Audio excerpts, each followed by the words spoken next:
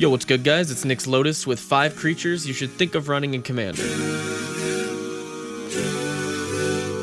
So look, I'm not an elf player at all. I never have been. But I've also never seen Kithkin Mourncaller played in a single elf deck I've ever versed. I mean, probably because it doesn't come up on the searches because, well, it's not an elf. But it draws you a card every time an attacking elf dies. I mean, sure, it does Kithkins too, which people might have read and immediately been like, oh, this doesn't do what I want it to do. But it does elves as well. So definitely think about running this thing. Up next is Pestilent Spirit. This thing is 2 and a black to give all your instants and sorceries Death Touch. Play End the Festivities. Wipe your opponent's board for 1 mana. It itself is a 3/2 Death Touch and Menace, which is pretty good stats. I don't know, Earthquake for 1. This thing just seems like it could be busted. It's super sick. Put it in Rakdos. Yeah, literally put it in Rakdos. That seems like something that would be Rakdosi. Lumbering Satyr is number 3 on our list. Lumbering Satyr is super good, and I've never seen it before in my life. It's 2 and 2 green for a 5/3, already pretty good stats, that gives all creatures Forest Walk. So hear me out before you start typing.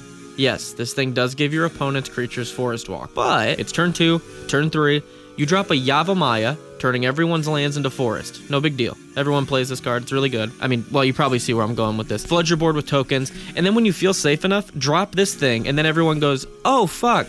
He's got a billion tokens that are all unblockable because all our stuff's forest. It could even be used politically because now no one has the, well, I only attacked you because you didn't have the most blockers. Or I didn't attack him because he has too many blockers. Nobody can use that excuse anymore. Everyone's unblockable, bitch. Lumbering Satyr turns the battlefield into a fucking war zone. Number 4 here is Silverglade Pathfinder. This thing is sick. She's 1 and a green for a 1/1. You can pay 1 and a green, tap her, discard a card out of your hand, search your library for a basic land, and put it into play tapped. She's just a rampant growth on a stick, and she's a discard engine. Put her in Muldrotha to fill your graveyard while ramping to play those cards you just put in the graveyard back. Any lands matter deck that runs Crucible of Worlds needs this thing. And like all these cards, it's super inexpensive. I fucking love it. Lastly, we have Direfleet Daredevil. I found this thing last week on my stream. It's 1 and a red for a 2/1 first strike. When Direfleet Daredevil enters the battlefield, exile target instant or sorcery card from an opponent's graveyard. You may cast it this turn and use Mana of Zo or any color to cast it.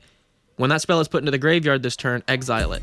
I love this thing. You just add 1 and a red onto any mana cost of any instant or sorcery in the graveyard, and you can just yoink it and play it. Need a board wipe? Make sure you have 6 mana, play this thing, yoink a Wrath of God out of their graveyard, play Wrath of God, wipe the board. Need some card draw? In mono red, literally just play 3 mana, play this thing, yoink a Brainstorm, play the Brainstorm, you just brainstormed in mono red. That seems pretty good for 3 mana and having a 2/1 first strike on the board. This thing just seems sick. If you guys like seeing random cards from Magic's history, I live stream here on YouTube every Monday, Thursday, and Saturday, 10 a.m. to 12 p.m., where I plan on looking through all 20k plus Magic cards at random. So if that interests you, make sure to subscribe, check out the stream. Much love. Go play some Magic, guys.